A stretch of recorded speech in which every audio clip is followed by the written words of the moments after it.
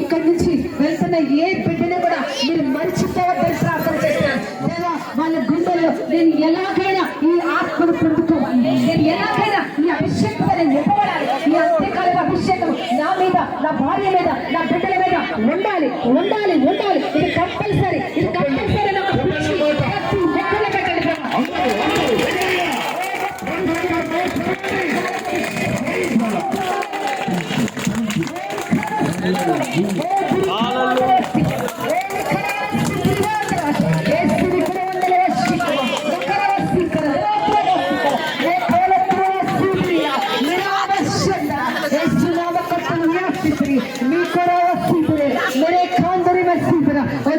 దేవుడు మాట్లాడుతున్నారు. ఇదిగో మిమ్మల్ని అందరినీ కూడా నేను ప్రేమిస్తున్నాను అంటున్నారు.